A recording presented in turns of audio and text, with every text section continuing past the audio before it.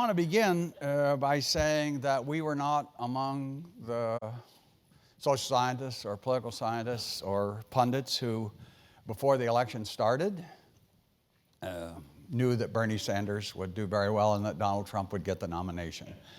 In fact, so most of the data that I'm reporting on today comes from Yougov Economist survey, which is a recontact survey where we re-interview the same people, same 5,000 people once a month, and we have done so since May. And just to show you how prescient we were, apparently this is relevant to what you asked Bill Barnett, who chickened out with his response. It's all right. Bill and I are friends. I'll get him.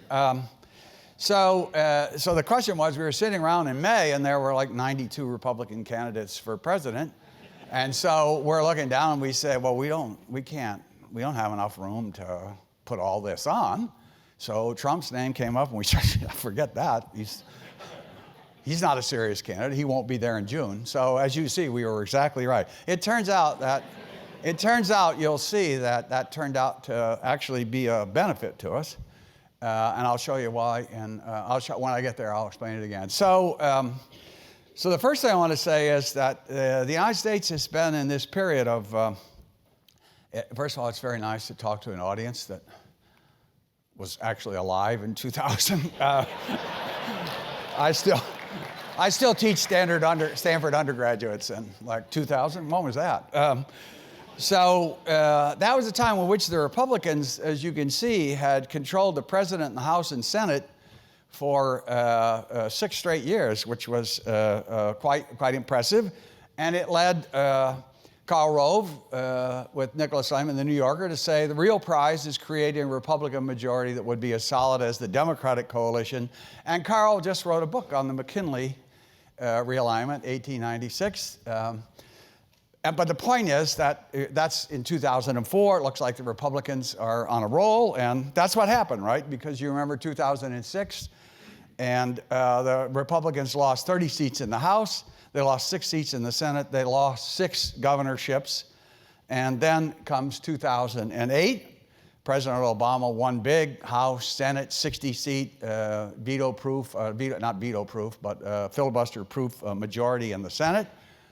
And then, of course, that caused James Carville to write this book, 40 More Years, How the Democrats Will Rule the Next Generation. Now, that book is remaindered with, it's all right, I have remaindered books also. The difference is I got tenure with mine. Okay. Then the point is, then came 2010, which is an unbelievable loss to the Democrats. They lost 63 House seats, 6 Senate seats, 7 governors, 17, they lost control of 17 state chambers, and all across the seats in the United States, they lost 675 legislative seats. And then, so as you can see, if we look at this period of, there's 2004, the stability, then there's instability, then there's stability, instability, instability, instability.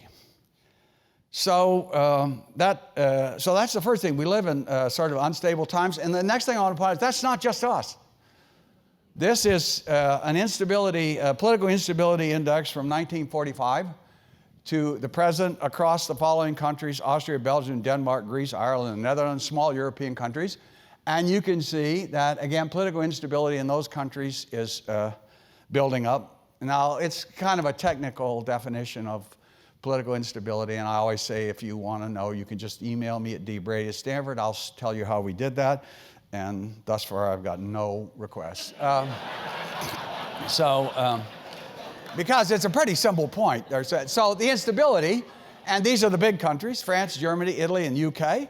Stability's up. And think about the UK. In 1951-52, in the United Kingdom, those 2 elections that one replaced Winston Churchill and then put him right back in. In those elections, the Labour and the Conservative parties got 98.5% of the vote. Today, stayed stable, mother of parliamentary democracy, Britain. In the last election, there were 6 parties. The 2 major parties got less than 65% of the vote, and there were 4 other parties that got over 5%. So the political instability is not just in the U.S. And so if we look at where's the last time we had political instability, of any of a similar period. It's the 1874-1896 period. Now, contrary to what a number of my undergraduate students think, I was not there I didn't observe this. But the point is, what's common to those two eras, and what is common that drives instability in the European Union? And the answer is globalization. This is the period of the first great transformation of the world economy, and this was nothing compared to the present transformation of the world economy. And what's basically happened is, in the United States and in all the European countries that I showed, the stability of the 50s, where countries essentially had a Labor Party or a party of the left and a party or parties of the right that opposed it. So in Italy, where they have 137 parties, there still was always the parties of the left, the socialist, communists, and their allies, and then the Christian Democrats, who were always somehow in the coalition. And what's happened is all those, and about 50% of the workforce, between 45 and 50% of the workforce in those countries was in fact good, solid labor jobs. And those jobs, unlike the 1890s, those jobs had unemployment compensation, they had vacation time, they had retirement plans, they had pensions. And those jobs now number of those industrial jobs in the US has gone down to maybe 12%. Most of the European countries, a little higher in some European countries, but it's still, they're declining rapidly. 20% would be a lot. And what happens during that period is, then the coalitions are hard to form. So the Democrats in the US were the party of the left, Republicans were the party of the right. In 1948, Harry Truman could actually win re-election on campaigning against Taft-Hartley and 14B, Clause 14B.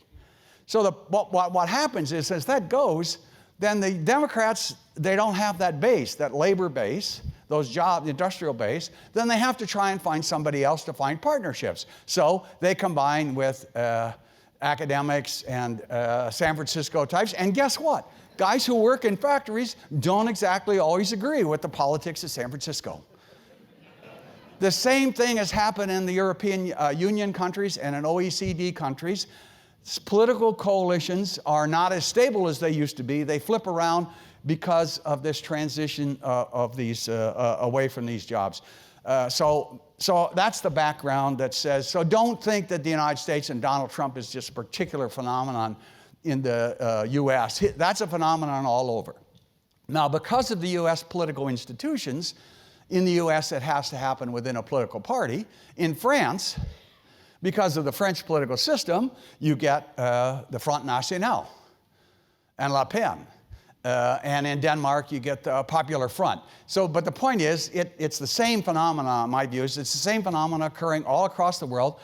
And it's to the right, the populism of the right, because it's a question of immigration. Immigration drives a good deal of this. The only place where the populism is on the left is in Greece. And why is it on the left in Greece? Because no one is immigrating to Greece believing they're going to get a job. So the right-wing populism is in countries where the people are immigrating and they're picking up jobs, and that causes resentment. And so that's the situation. And so that's the context of the US election. The final context is, this is, I should actually spend about 3 hours on this because it took us years to collect this. This is all the Gallup polls from 1937. Not all of them. It's 1,300 Gallup polls from 1937, the first Gallup poll, until that's 2016 actually. And this is party identification: Democrats, Republicans, Independents. So what I don't got to go through the whole history of it, but the point is, about 1984 with Ronald Reagan, what we got was a huge change. Over most of this time period, the Democrats had very solid leads. This is the lead coming out of the New Deal. This is the lead coming out of Goldwater, et cetera, the '58 recession, and that's the Nixon phenomenon. But now note, in 1984, it's not so much that Republicans rise, but that Democrats fall dramatically. Republicans were about there, and then they kind of even out, but the independents rise. And the fact is, we now have a political system where about a third of the members, a little over a third, are Democrats. Then there are Republicans, and finally, independents. So, but the bottom line is that this is a new political system, and it's again helps to create that instability I talked about. Okay, Now, what happened to the American political parties is that what people normally call polarization. I'm going to call this sorting. And so what do I mean by sorting? So imagine here's the Democrats prior to, again, it's nice to point this out. Some of you actually remember when there were Rockefeller, there were liberal Republicans and there were conservative Democrats. So that's the poll. So at this time, imagine the party looks like it has 50 liberals, 30 moderates, 20 conservatives, and then there's some independents. But the Conservative Party has some liberals in it.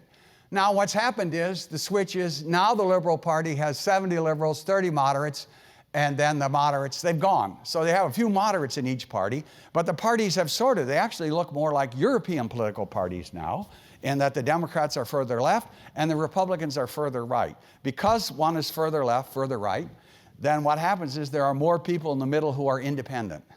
People move to independence because in the United States, independents are more conservative than Democrats on economic policy, but they're more liberal than Republicans on social policy. So generally, these independents are sort of in the middle, and they float back and forth depending upon candidates in particular elections. Okay, so now that's the background. Now we're to the elections. So these are pretty shocking numbers. This is how many government officials are crooked, and this is a question: you believe that a lot of government officials are crooked. And now you can see the number in the early years here, not so many. In the Bush administration, Democrats thought there were more crooks, Republicans less, and now Republicans think there are more crooks and Democrats less, and independents in the middle. But note the numbers who think that there are a lot of crooks in government, that number has risen.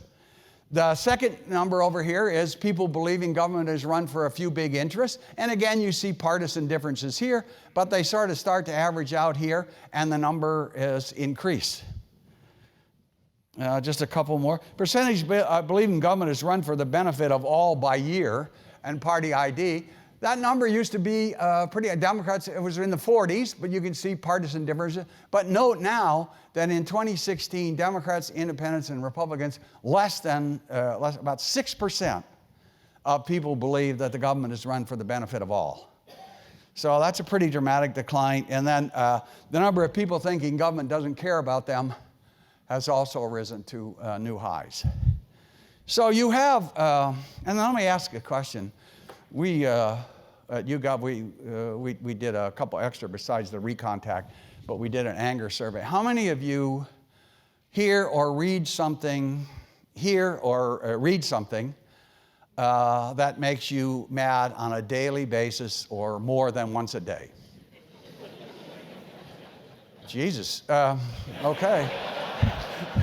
Well, it turns out that about 57% of Americans hear something or read something or listen to something or listen to TV, something that makes them mad at least once a day. That's a pretty high number. And it was about 50% among you. So I guess because I'm a political scientist, it all makes me pretty cynical. So I don't get that mad. All right, down to the nominations. So the nominations are pretty straightforward. In each case, there was an establishment and anti-establishment, and the Democrats, the establishment candidate won. Now, it was some people thought it would be another Hillary coronation, like 2008 was supposed to be, and it wasn't. Why? Because she's unpopular. And you can see, this is from July of 2015. Democrats favored her about 77, but 19% said they had an unfavorable view of her. 14% of Democrats said they'd never vote for her. Among independents, it was 64% unfavorable, and 39% said they wouldn't vote for her. And among Republicans, 87% said they never vote for her. So the fact is she was going to get some opposition. So the question is, no one thought that the opposition that would be successful would be the non-establishment candidate who'd been in Congress for 30 years. Bernie Sanders has been in Congress for 30 years. Hardly anyone ever heard of him, except people in Vermont. He was actually elected as a socialist. not a very efficient senator by virtue of what he got passed, et cetera. So out of nowhere comes Bernie Sanders to pose a real threat to Mrs. Clinton. Now, this table says, so we asked a question on this Recontact survey said, do you believe that the American system favors the wealthy? And among people who said, yes, it does favor the wealthy, pretty sizable number, here among Democrats, even there, Mrs. Clinton managed to beat Bernie Sanders 51-43. But among independents, many of which are younger people, younger you are, the more likely you are to be independent, see that Sanders among independents who believe that, 52-19. So that's part of his base. Then you move to, if you think the American economy is sort of fair to most, then she really killed him, and his margin over her doesn't go. And among people who weren't sure, either way, she did very well. So the guts of his support came from these people who were worried about inequality, et cetera, et cetera. And that happened. A lot of Stanford students were, I don't know, they seem very worried about inequality. That's a little hard to understand. The class, when I asked my public policy class, they said, so how many of your parents are in the upper class? They all raised their hands. So I stopped at that point. I want to make sure my teaching ratings are okay. Okay. Now here's the Republicans. This is 2012. So you remember that. So establishment candidates, Mitt Romney, always looked good. Then first there was Michelle Bachmann, remember her? Down. And then along came the governor of Texas, Herman Cain. Remember him? Herman Cain was there, and then found out he was some executive, and then he had some affair, and he was gone. And then it was Governor Perry, and then he forgot what he was going to shut down, and then it became Newt Gingrich and so on. But at the end, it was kind of like a King of the Hill day, where what happened is Romney was always the leader. Somebody would come up and approach him, and then they'd fall away, and ultimately Romney got the nomination. So that's a pretty typical pattern for Republicans, and that's why we didn't include Donald Trump. Okay? So I want to back off on this. So we had just finished a study of 7 European countries on immigration, and it turns out that there are 2 good predictors. One of the 2 best predictors of whether you were anti-immigrant was if you asked the question, you said, how has your family done over the last 1, 3 years, 5 years? Has it been doing better or worse? People who said their family's economic, financial situation was worse, they were the ones who were most anti-immigrant, okay? So we had asked that of our sample, but we didn't include Donald Trump because we didn't think. So here's the results.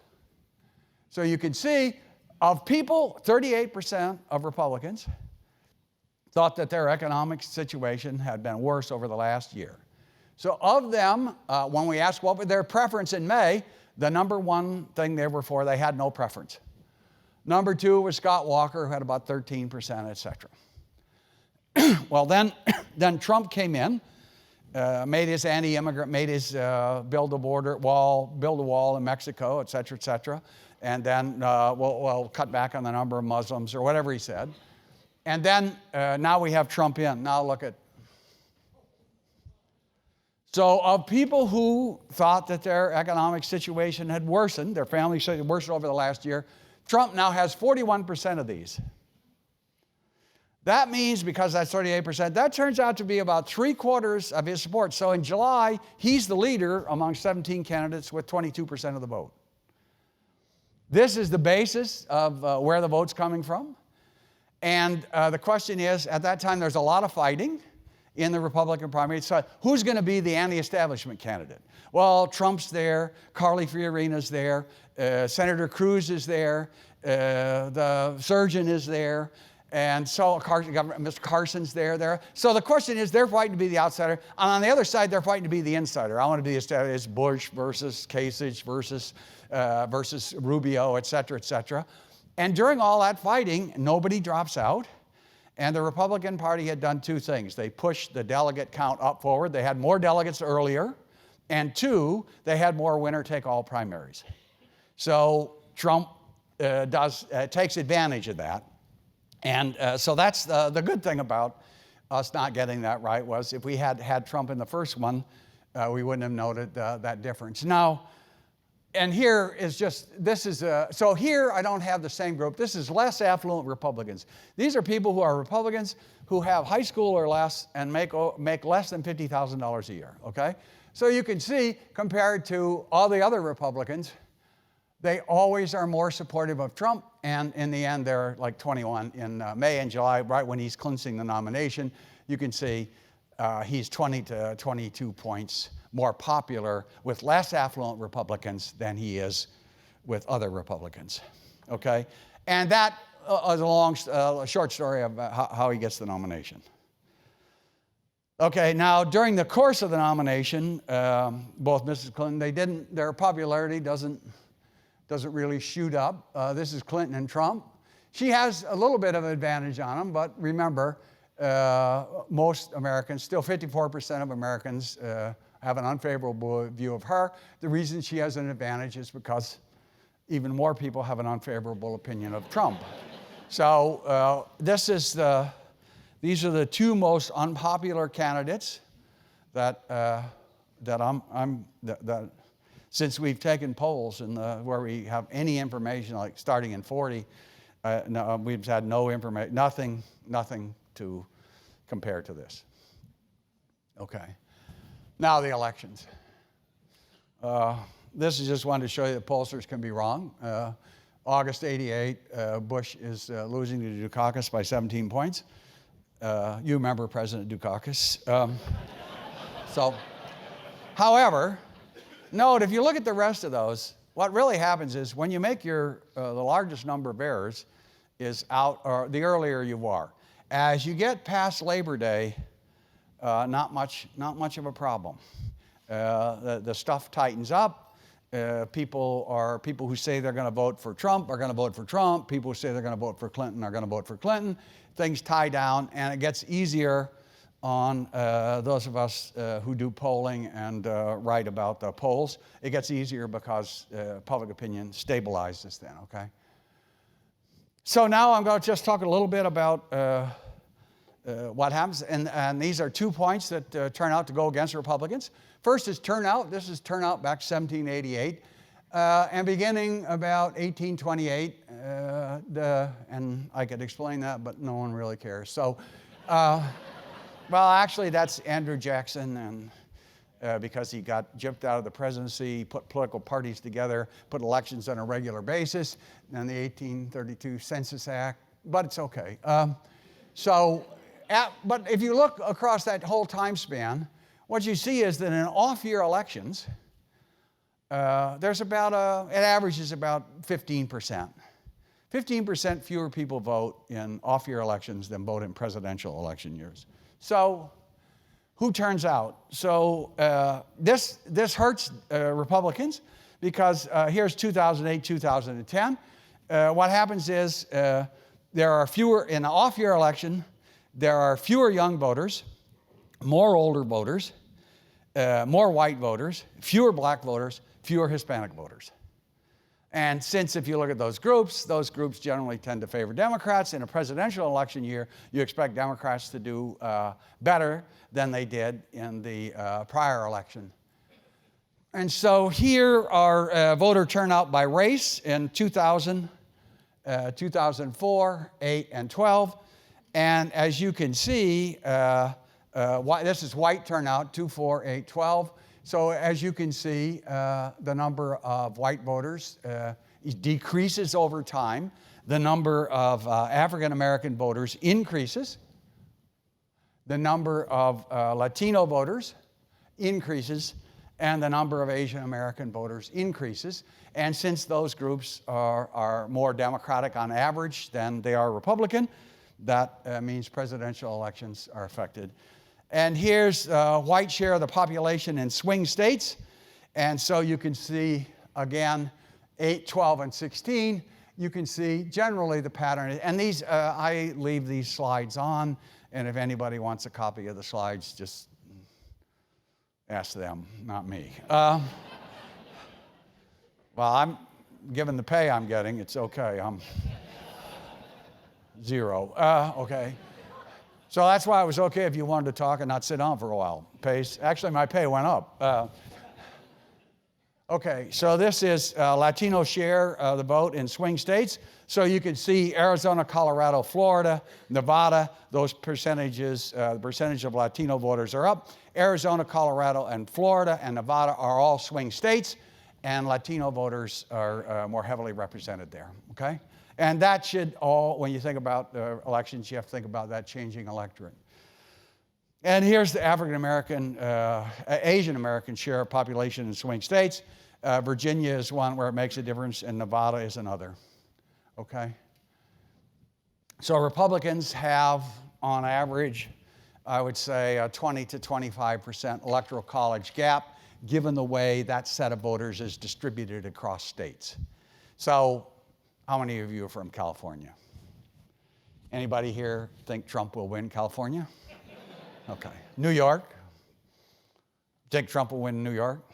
Illinois? No. So, that's okay, I'm from Illinois too.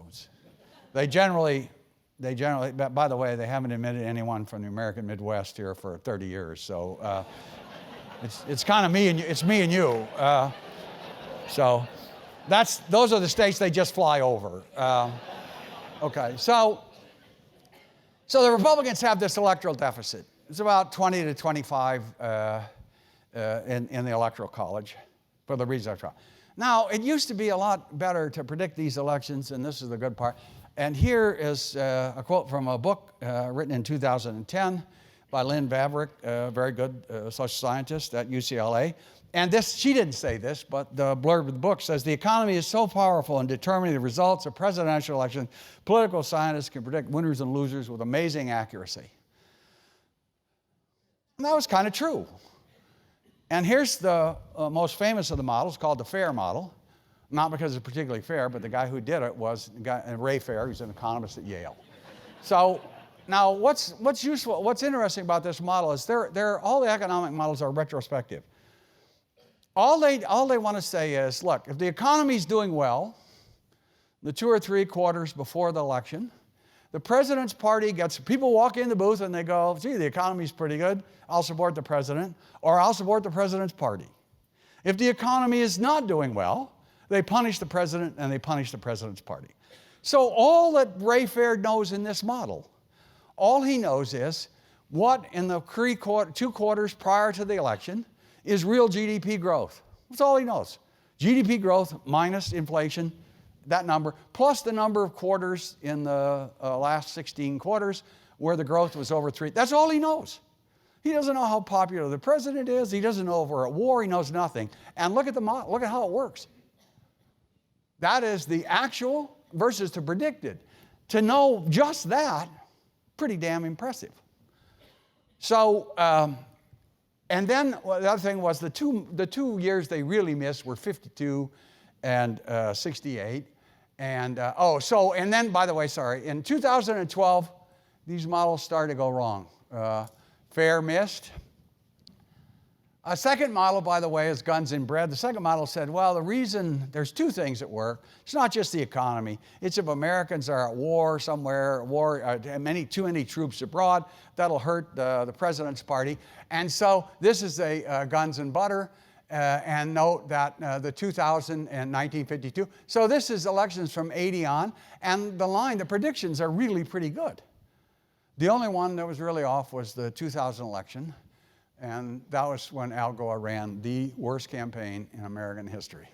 I can explain that later. So the bottom line, though, was they got all these right. And here's what Doug Hibbs' model predicted for 2012. Obama would get 45%. Here's Ray Fair's prediction for this year. Mrs. Clinton will get 45%. I think it's probably down to 44 now. But why is that? Well, if you're going to have a retrospective model of the economy, then people have to perceive the economy the same way. That is, if the economy is going to, all Americans have to say the economy is doing pretty well, therefore I'll reward the president, or it's doing badly, we'll harm the president. So here is our YouGov data. from 2008 to 2012. And here's the percent of Americans thinking the economy is getting better. So it moves just about like you'd expect it to move, only it depends on who you ask. Democrats thought the economy's doing great. Republicans thought it sucked all the way through. And independents were in the middle. So retrospective models can't work if Democrats think the economy is better or worse than it actually is. And in other words, if people are using partisan lens to say how well the economy's doing, those models will not be as accurate.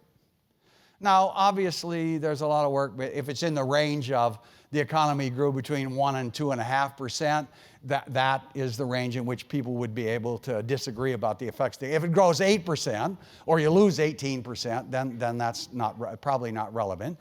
But we have now just collected the data back to 1992.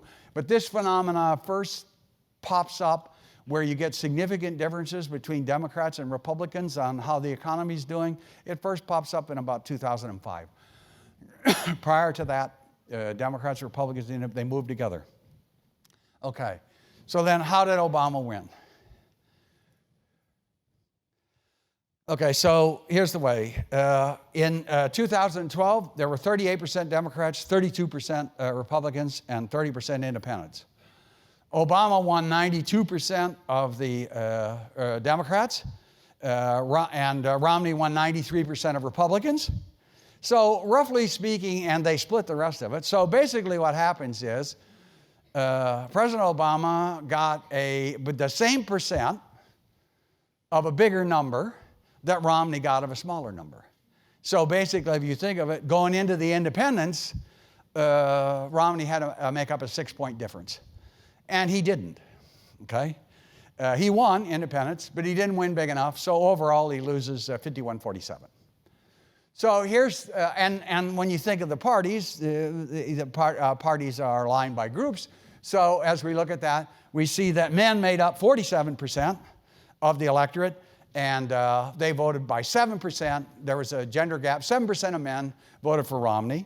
But among women, there was they made 53% of the electorate, and there was an 11% gender gap toward President Obama. So he gets a plus there.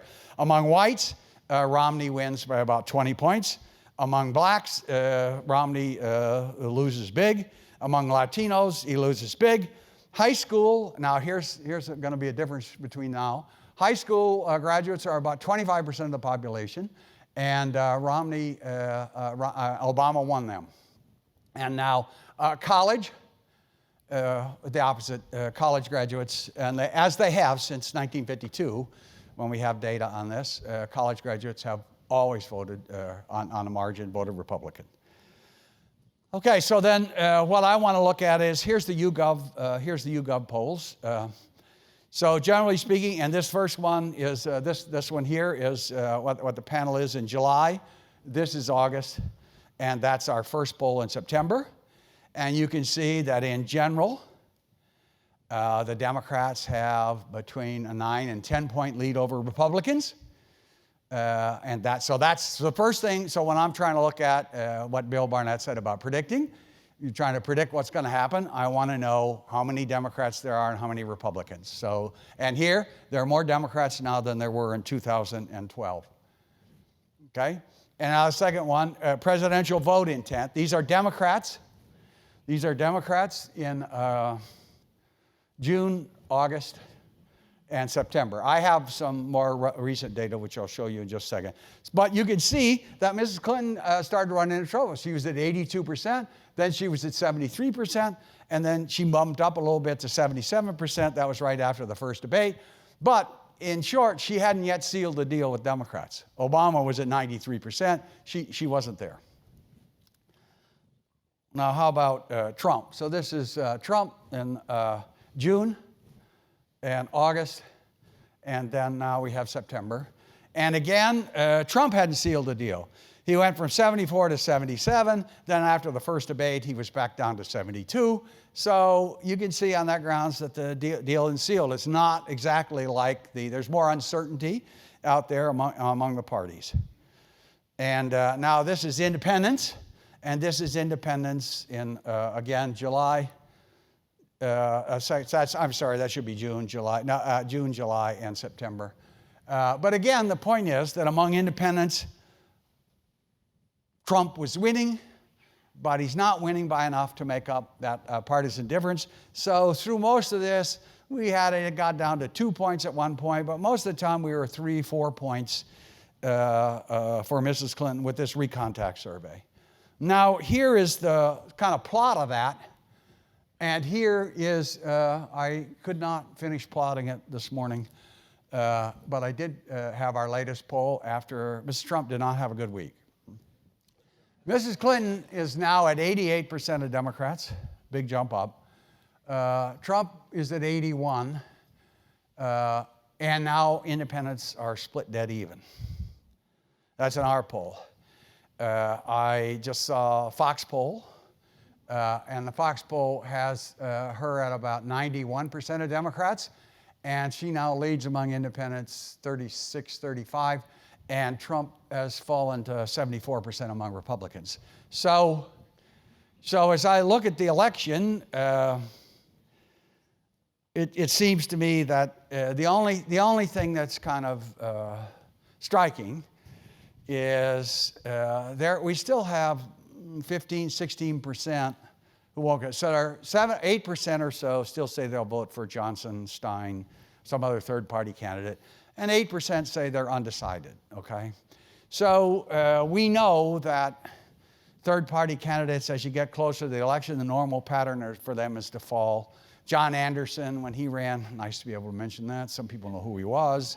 John Anderson was at like 13, 14%, ended up with much less, 4.5, something like that. But the bottom line is the vote for those candidates. Ralph Nader in 2000 was at 6, 7%, finally falls to below 2. So we expect that that 15, 16% that's undecided or is voting for a third, we assume some will move. So we pull them aside and we ask them to say, okay, and we don't ask this of anyone else, but just the people who are undecided or voting for we say, if the election were held, who would you vote for? If you had to vote. So if you had to choose, so we're trying to say, can we guess if it's going to move at the end, which way is it going to move? We do this, I call a force question. If you had to choose, would you are likely to vote? And here, again, you see Mrs. Clinton gets 39-24. And I believe if I had time to analyze our poll, which the data were just coming out 10 o'clock this morning, I believe that gap, I believe there are going to be fewer. That 15% is going to go down to 10%, and the numbers for Trump will go down some more. So I think he's 8 points down. So here's the battle. So we do we Yougov. I'm not paid by them. I'm on an advisory board, but I advise it so I can get data. We do Yougov also does the battleground states. So we super sample 5,000 voters in each of the battleground states, and so this is the battleground state poll, which is different from the one I talked about. So this was July or August, where Mrs. Clinton was at 217 and Trump was 191, where kind of the big states were Colorado was up, Iowa was up, Wisconsin, Ohio, Pennsylvania, Virginia, North Carolina, Florida, and New Hampshire. Those states were we weren't sure who would win.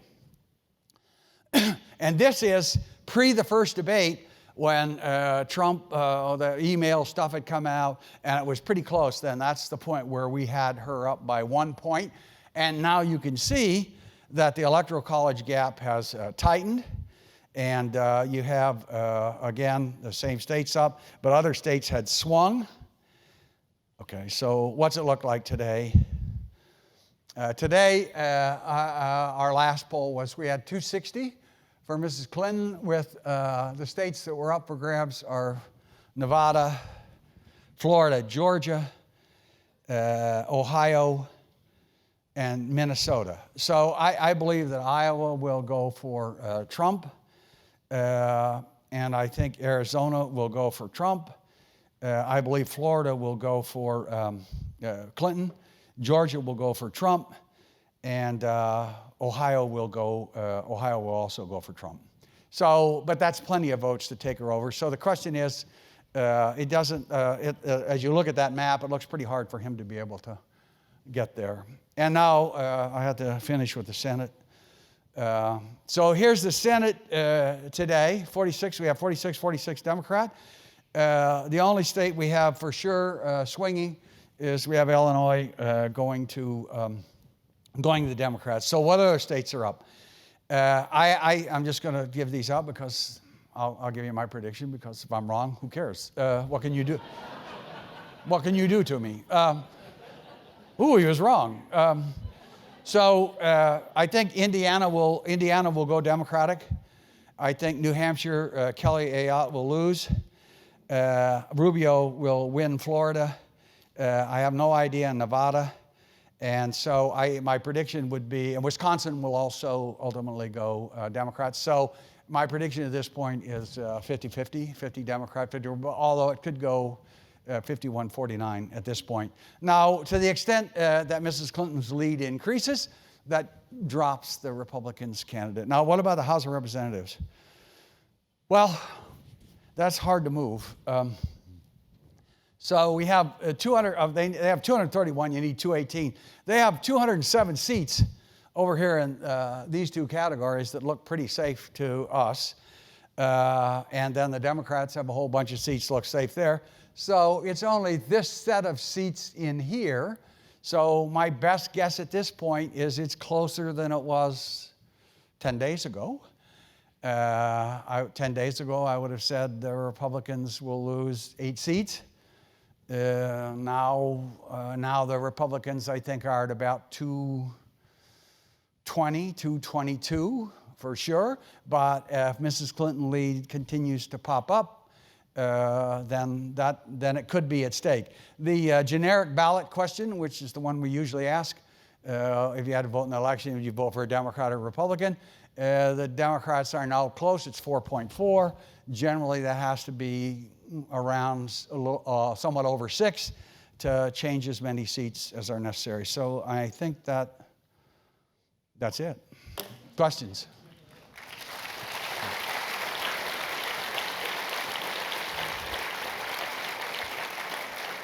Just a second, I have to turn on my, what is that? What do you call those things? Hearing assisted, yeah, okay.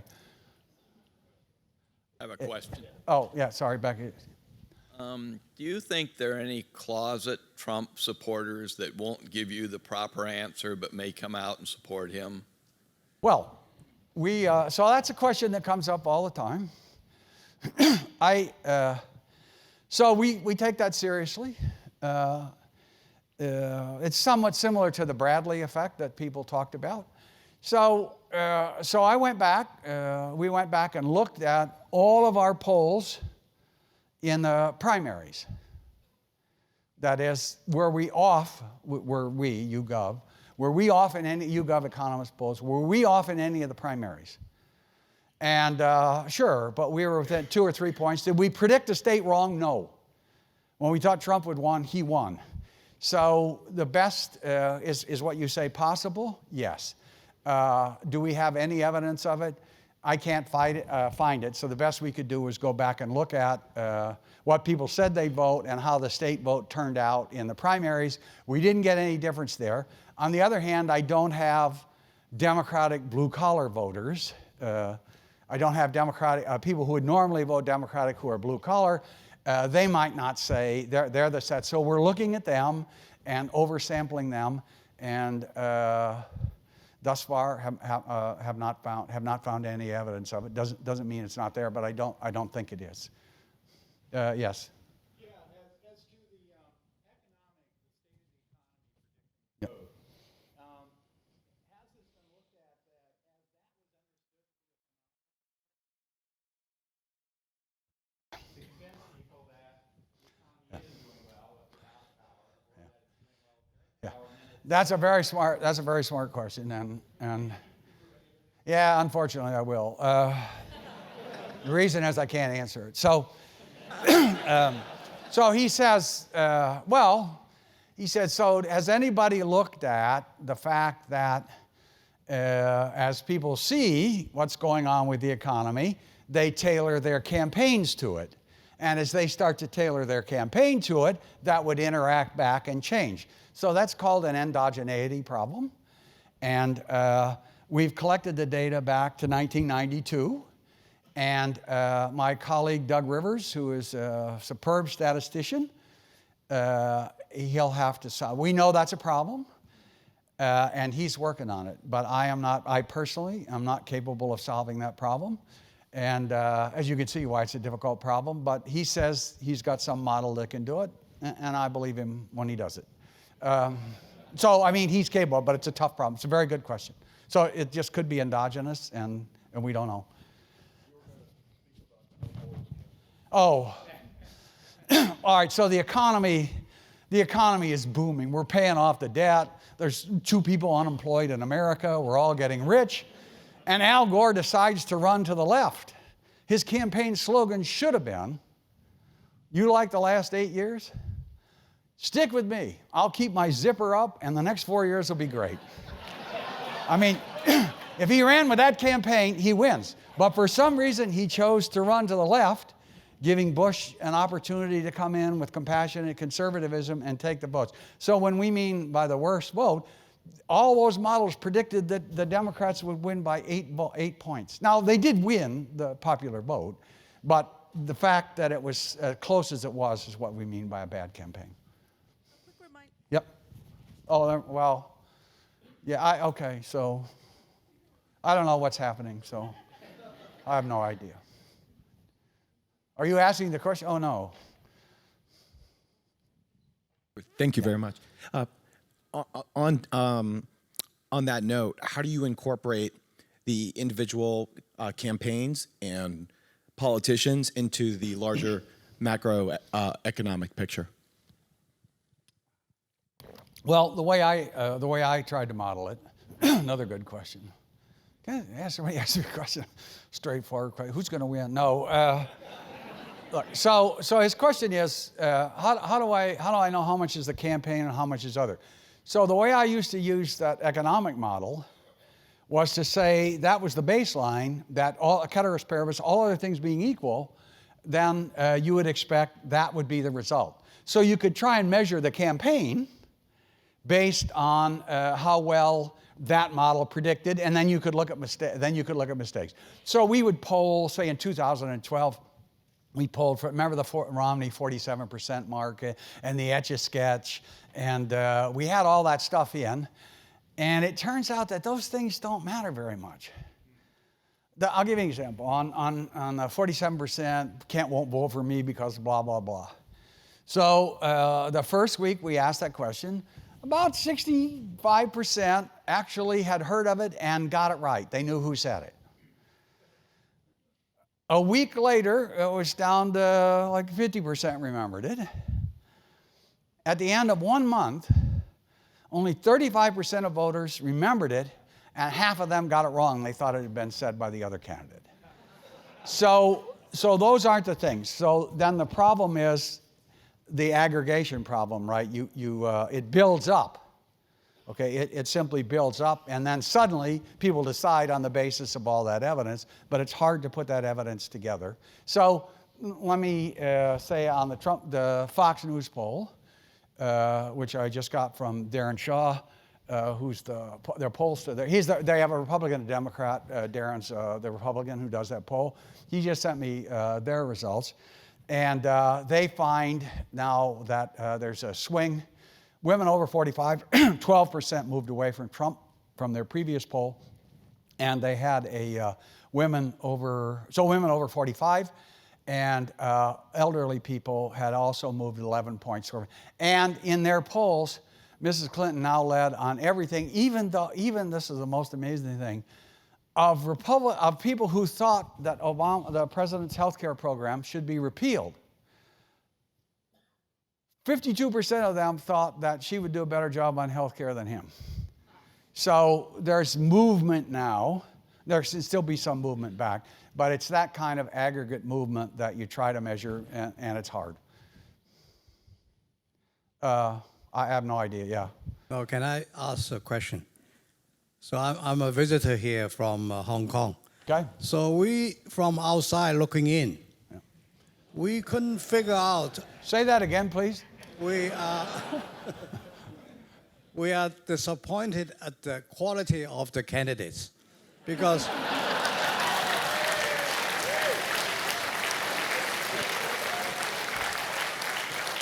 Well, that certainly makes you unusual.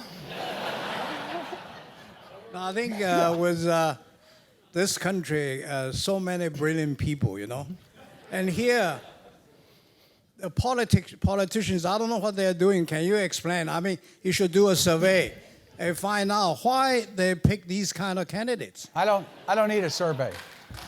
In 1831, Alexis de Tocqueville, who wrote what is still the best book on American politics, American democracy, Alexis de Tocqueville has a chapter, and the chapter is entitled, well, how could America fail? Well, what's the reason? And his answer was, it will fail because the quality of its candidates, the people who are in Congress, who he just finished having lunch with Daniel Webster and Davy Crockett. And he said, gee, the really smart Americans never run. They all get MBAs. Just kidding. So the answer is, we've always had that, but this year, I have no answer to your question. I mean, it's a damn good question, and I have no answer. I don't know how it could have happened. I mean, I could BS for a while, but that's what it'd be. Yeah, sorry, she wants you to take the mic. There seems to be a large number of folks who would say, I'm not voting for either one, but may vote down ballot. And that seems to be very unusual, right? So, Yep. Thoughts on that? So, have you been advising Paul Ryan lately? So what that means is, in 1992, the Republicans they won their first majority in the House. They had to control the United States House, first time in 40 years, 1994, and they had control of the Senate, but they won that in 80. So they decided, they knew Dole was going to lose, and Senator Dole knew he was going to lose. So they concentrated their campaign on states and ways to keep the House of Representatives. They moved the campaign money away from the presidential campaign, had Dole move to states where it might make a difference, his appearing, and they put all their money there. I think that's what you're going to see the Republicans start to do, and I actually believe with the polls that are now coming out, one poll has 11-point lead. The Fox poll has, I think, an 8 or 9-point lead. So I think what's going to happen, their candidates are now going to start to say that. They're going to start to say, look, I know Republican congressional candidates are going to start to say, look, I know we've lost the presidency. Don't let her have the House and the Senate. So I think that's the next. And in terms of our polling, we decided 2 days ago that we would start to lay off on the polling president. We'll do some, but we're going to concentrate our effort on the House and Senate because that's where we believe the action is. So I think that's what's happened. I got time for one or two more, yeah.